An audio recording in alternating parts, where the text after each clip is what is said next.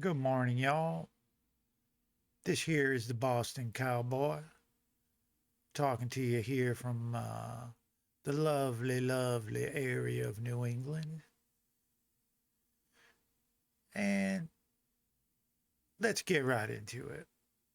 I tell you what is really bothering me is I turn on the YouTubes and for some reason in my feed, I get all these videos about Iran bombing Israel, Bahrain, UAE, Kuwait,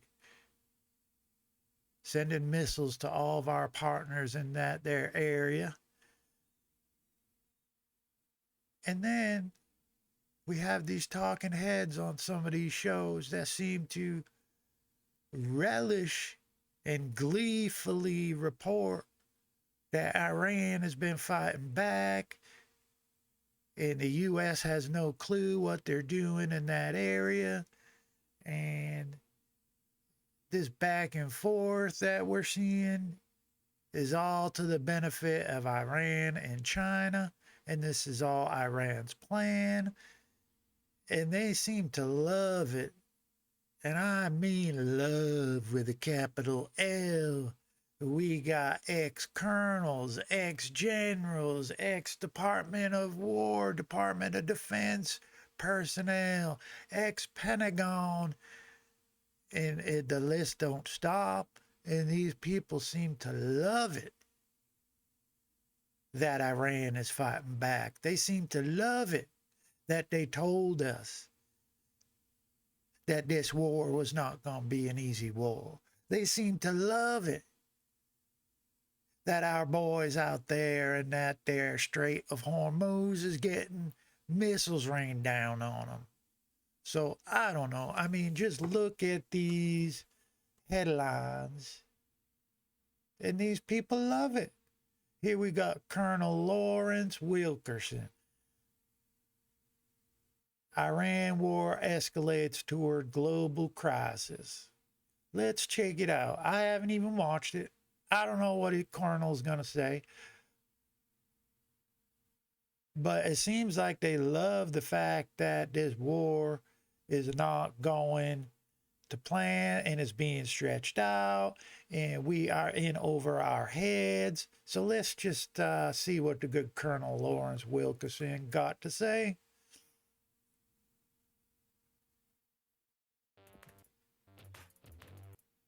Hey, Dan here with CVF Off-Road. Today I want to introduce you to the Legion Series bumpers.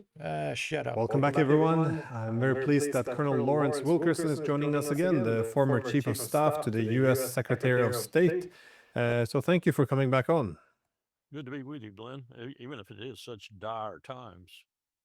Well, it is quite dire, and I see not just this war on Russia, which is now moving into a dangerous phase, but the war against Iran as well, that appears really to be spiraling out of control quite fast. The destruction now, I mean, it looks like it's less intensity, but the destruction is going seemingly beyond the previous rounds in terms of what they're willing to hit. That is, and I guess neither side see any purpose of diplomacy anymore.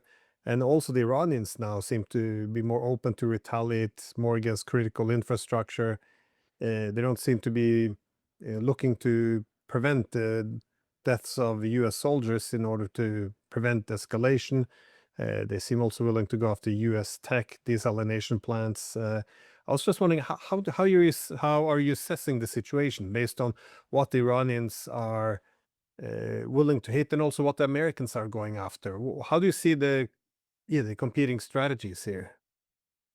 In a very short summary, I see the Iranians being resolute, strategic, and determined, and I see Donald Trump being a wishy-washy, typical Donald Trump individual who's in a mess and can't figure out a way to get out, and has an array of characters around him, most prominently Pete Hegseth, who are anything but help. But Let me back up a bit and let me reemphasize a couple of things that I said moons ago, it seems now, but only a slight time ago.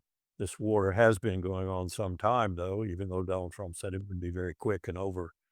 And I just watched this press conference where he said, we're going to implement the blockade again, and no one's getting through. No one's getting through. No one's getting through. Are you listening to me? No one's getting through. How does that help things?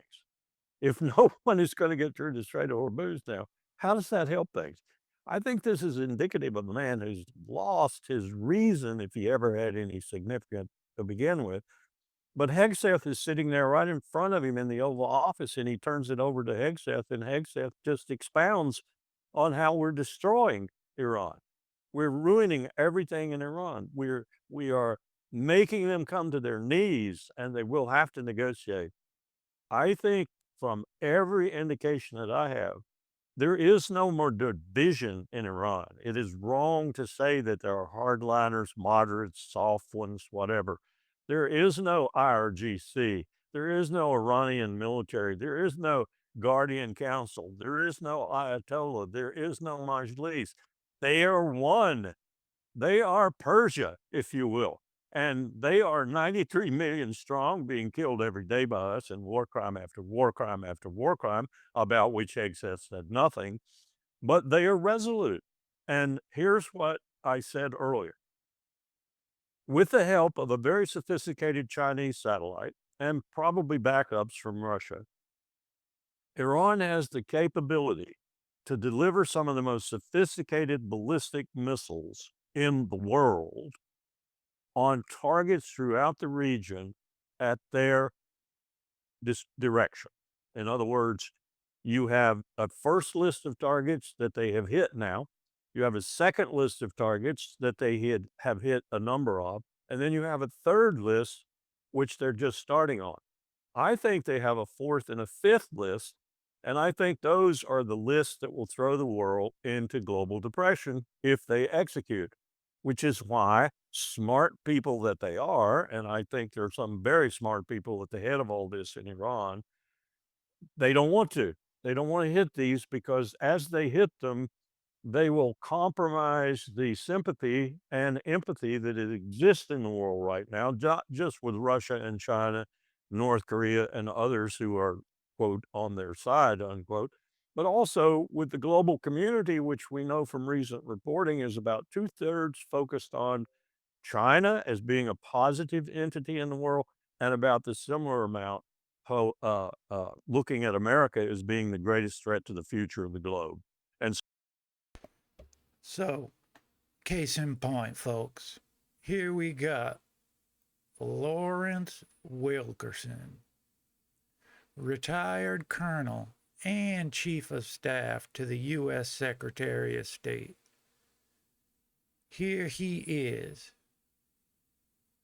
on YouTube in a very public forum, basically stating facts that he has no clue about. First list, second list, third list, fourth list. What the heck are you talking about, Lawrence? How would you know any damn list that the Iranians have or have not? Are you privy to some info that none of us have? Or are you just talking out of that little winded hole you call a mouth? You see, I don't think Lawrence Wilkerson knows what he is talking about. He's a retired colonel, I'll give him that, and retired chief of staff to the U.S. Secretary of State. So, yeah, maybe at one point he did have some information about this, but now he is just another talking head on YouTube that has no clue what he's talking about. Period. He's talking Iran is afraid to go after their fourth list because it's going to spin the world down out into a huge depression that's going to piss off North Korea, Russia, Venezuela, China. Oh no, Iran is going to piss off Kim Jong il, according to the good colonel. We better step carefully. Pete Hegseth hasn't said naught about war crimes. We better tread carefully, people. Give me a break, Colonel. You don't know what you're talking. So that's what my point is about this video is we have these ex-colonels, ex-chief of staff, ex-generals, and he ain't the only one. There's a few others that for some reason or another, they seem to love it that Iran is this wise and ancient, secretive superpower that Donald Trump and the United States better not go after. And they are basically holding back, going after everybody that they could go after because they're a benevolent folk and they want to keep the goodwill of all these nations that are on their side. And oh, come on. Do you listen to what he's saying? So he basically seems like he on the side of Iran. I mean, you can't put it any other way. And this is an ex-colonel, Lawrence Wilkerson, a United States citizen, served in the military, people. Why is he up here talking this talk? He's been up here saying this for the past month, month and a half. Any day now, it's going to bring United States to its knees. Iran is got the super missile in their back pocket that they're going to launch, and we've been there listening to him for a month now talking about this, and it just disgusts me. It really does. I don't know why. He must be getting paid. He's got to be getting paid. Who he's getting paid from? I can tell you this. Professor Glenn Dyson, he's a good interviewer, and he exposes, in my mind, even though he's on the side of Lawrence Wilkerson, but he basically brings on guests that you can tell that they are not in the United States' favor. They don't want to see United States win. They don't want to see United States complete its mission. They want to see the big bad United States fall to its knees, and they will probably get back on YouTube and say, I told you so, and I am so happy that Iran is fighting the United States back, and this goes to show you that it's really disgusting. So either he's getting paid, got to be getting paid. What? I don't know. And for what reason? I don't know. But let's see what the good Glenn Dyson professor has to say in return. Certainly to them. This includes 90+% of Pakistanis. It includes a considerable percentage, over 50% of those under 40 on the Korean Peninsula, an ally, mind you. It includes 2/3 of the world that now thinks in polling that China is a more advantageous to their interests power than the United States of America, and even thinks in fairly substantial majorities that the United States of America is a danger to their future. All to say that if Iran does move to the second, third, and fourth echelon targets, and I put in this category some targets that they've already begun to demolish, like Fujairah, the UAE's only outlet for its oil, that is, of course, outside the specific Strait of Hormuz and down on the coast of Oman, and Yanbu, and what's happening in the Red Sea, which we can talk about, but I think that is a whole new dimension to it because the Red Sea is far more important than the Persian Gulf to worldwide commodity traffic of all kinds, foodstuffs, oil and gas, and You name it, it goes through the Suez Canal and through the Red Sea. And we did a tabletop exercise at the formerly called Peace Institute in Washington a few years ago, where we invited everyone. All you Europeans were there, including the EU formally, including European Command, the US Command in Europe, including NATO. We had MARAD there, we had AIG there, we had other insurers and shippers like that. We had virtually the entire interested community on the globe in the West there to talk about the subject matter being defined as, has the Red Sea surpassed the Persian Gulf in being the strategic cockpit of competition in the region in Southwest Asia? And the conclusion was overwhelmingly, yes, it had. Amongst all the military, all the civilians, who else was there that was very interested in this business? Some of the Mercy, for example, was there. Some of the humanitarian organizations for the globe. And they weighed in the various working groups we had too. All to say that we decided, and I think we were right, that the Red Sea is a far more important region and a far more important commodity flow, if you will, through the Suez Canal up to the port of Eilat. It used to go. It, it doesn't go there anymore because the Houthis have shut it down. I don't even think that port is operational anymore. But that's the real blow. One of the things we also looked at, we looked at the Strait of Malacca for this reason. We looked at the Strait of Hormuz. We looked at other places similar for this reason. And we looked at the Bab el-Mandeb and the Red Sea. And we said, how much does it cost? How much does it cost shippers and ultimately the merchants using them to go around the Horn as opposed to going through the Red Sea? And unlike the Strait of Malacca, where we could find workarounds that were significant and put a lot of de-emphasis on the Strait of Malacca, at least in our minds, security minds, because we found lots of workarounds where you could still fly to South China Sea and get your product to market, if you will. You can't do that here without vastly increased costs. So if the Houthis do what they said they're going to do and what they have proved they can do, they did it before. And Pete Hegseth said he was going to open the place up and get rid of the Houthis and everything else. He did no such thing. We ran with our tail between our legs from the Red Sea. I suspect we'll do the same thing again. Then we're looking at another dimension to this crisis.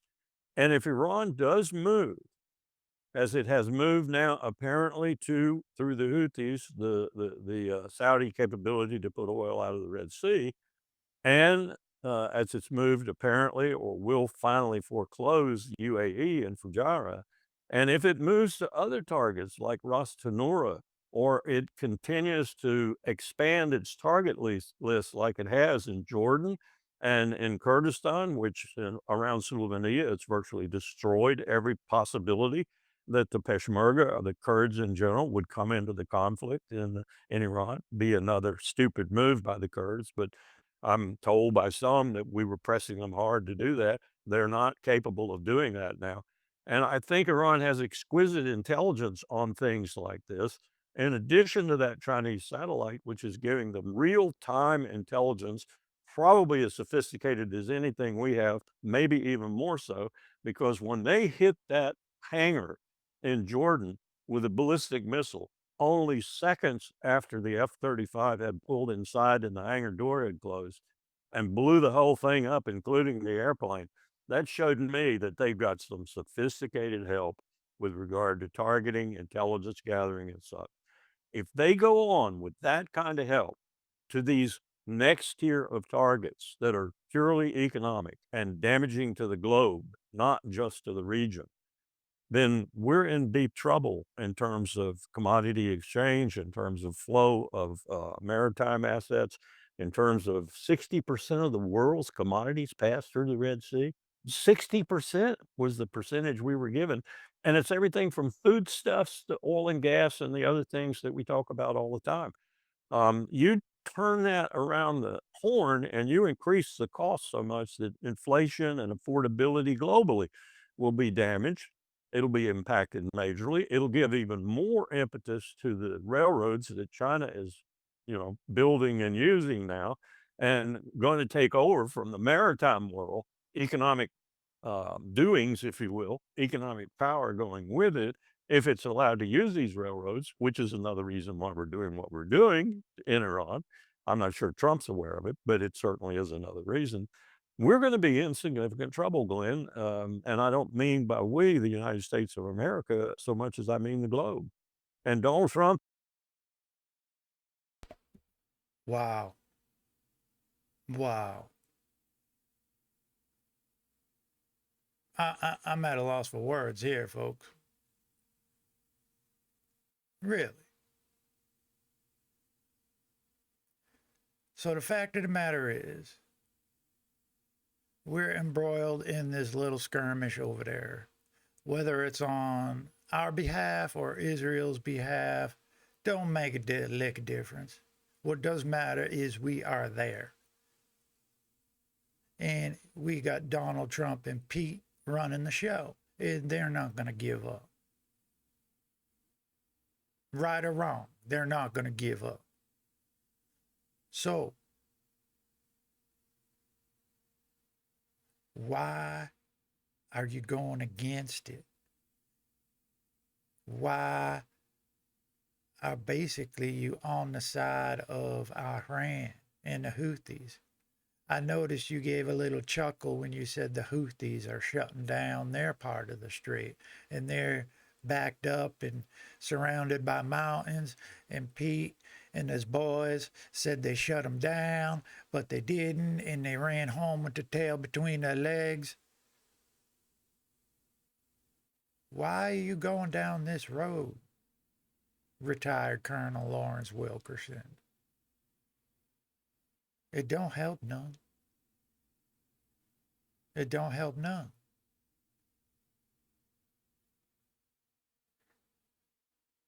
You saying that Iran has technology as good as or better than the United States as far as military? You need to check that right about now. I mean, it don't take a genius to put a satellite up in the sky nowadays with some capability and a camera on it that has a live feed.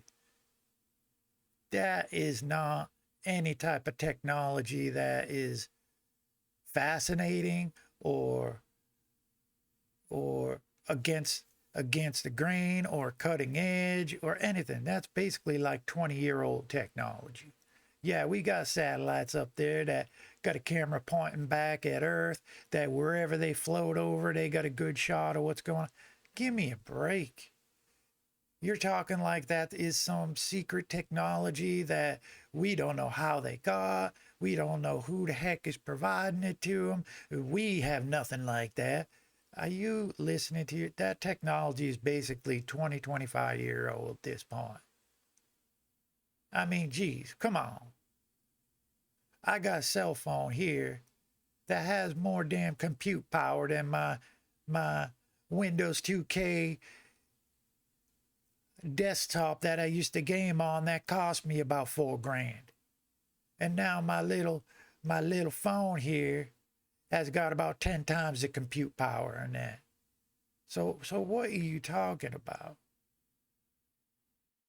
Like, great, they bombed something. They got some secret info about where the bases are. It's not a secret about where all the American bases are over there.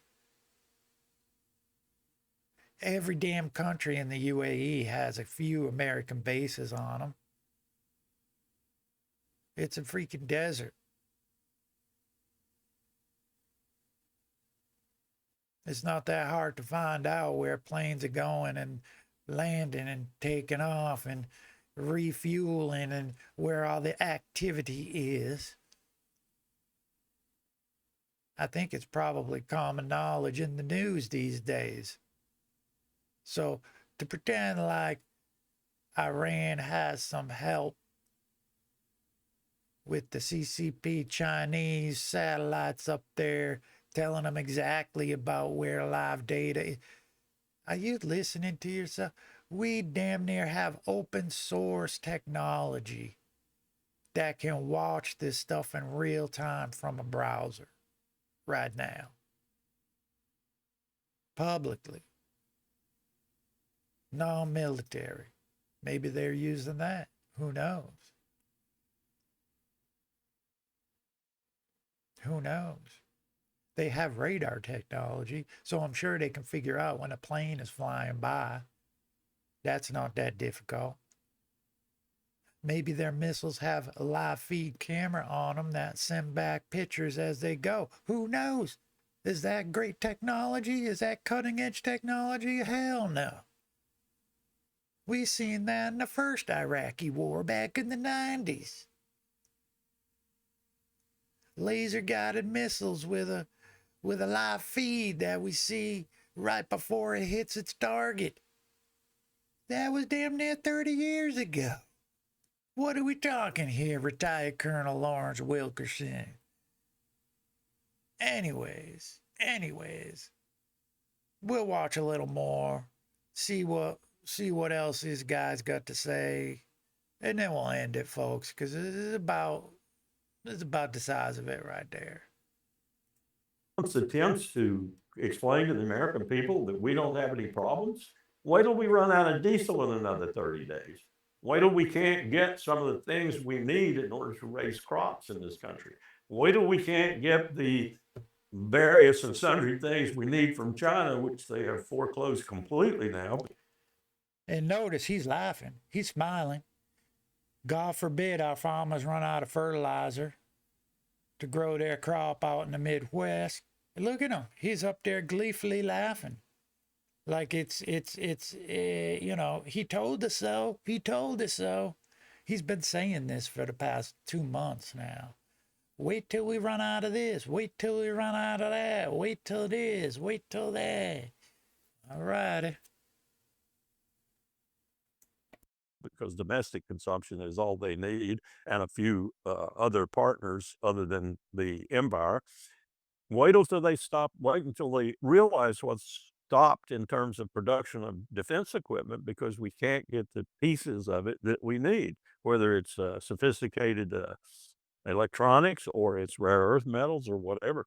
This is a ripe for disaster situation Trump has got us into. And according to that press conference, his solution for it now is to double down on the current strategy, if you can find the current strategy other than dropping bombs, create more war crimes, kill more children, more women, blow up more hospitals, go closer to more nuclear plants and such. And I don't see how he gets out of this. I really don't. He has foreclosed the options he might have had, with probably the last one that he just majorly foreclosed on being the memorandum of understanding, whose paragraph 5 was uh, an admission of defeat, but it was an admission of defeat that was sort of masked. And had he gone through with that and carried out what was intended to be carried out there, then I think we could have extricated ourselves with a little less damage, particularly physical damage, than we're going to be able to do so now. I'm not even sure we're going to be able to do so now. I think John Mearsheimer on with Chris Hedges the other day talked about Vietnam. And John talked about Vietnam fairly intelligently, I think, which is John's want. But he left out a number of things. And one of the things he left out that, I taught this case study for 16 years. One of the things he left out was that LBJ was trapped by his own excellent potentialities with regard to the domestic political situation. When he told George Ball, I think it was, and Walt Rothschild was in the room, and McNamara too, I think, the defense secretary, when he said in his Texas jargon way, "Oh ho ain't gonna be moved by no bombs," he was talking about dropping the equivalent plus of all the iron dumb bombs we dropped on Germany in World War II, but on North Vietnam. So he knew positively, as John said, he knew positively that there was no way we could win that war by bombing the North. No way we could win that war probably at all. He knew that. But I don't know what he's talking about here. Why is he bringing up Vietnam? I mean, that was, 50, 60 years ago. What are we talking about? Dropping all the equivalent bombs in Texas jargon and a bomb in a hoe and I don't know. Like he obviously is reading his prepared statement, and that's what basically these podcast talking heads amount to, is these people have a prepared statement that they prompt an AI to argue in favor of or against a specific issue for a specific audience, and the AI spits it out, and they basically just read it. Read it.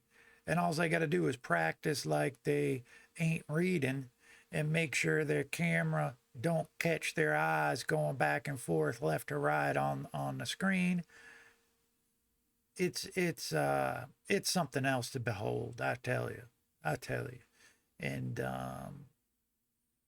it's sad to see these people tarnishing their reputation and their careers for a little bit of pocket money. I mean, he can't be getting paid more than $5,000 for this. Like Glenn is got a good amount of viewers, and he probably has maybe a dozen or so American ex yada yada military that he picks from to come on his show from time to time, and they're all the same. All these people are on the same podcast that are against the United States being in Iran. Okay, well, we want to bring up Vietnam. What happened to Vietnam?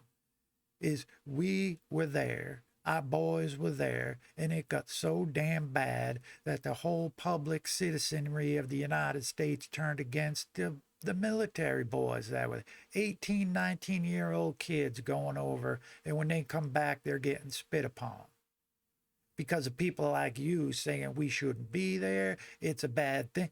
Dude, we're there, right? We are there. There is no coming back from this. We can't rewind the damn clock and say, oh no, we're not going. These boys had to go. They were drafted to go. They were there doing their damn duty. You should know better than anything what you're doing. So now everybody is going to be against this damn Iran war. And when these boys come back, they're going to be treated like the same way the Vietnam veterans were treated. And that was damn wrong. And I don't want to see that. So, and I guarantee you, those boys don't want to be there. And I don't blame them.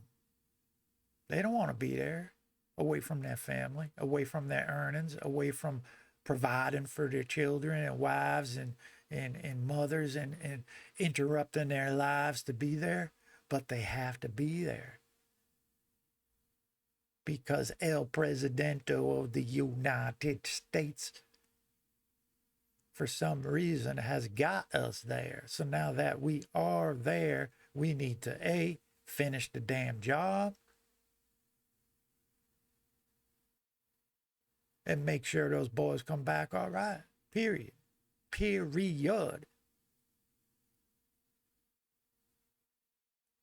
And you should be supporting that as a retired colonel and chief of staff to the United States Secretary of State Lawrence Wilkerson. And with that, I thank y'all for joining me on this beautiful Saturday morning. This is the Boston Cowboy talking to you. 10-4, good buddy.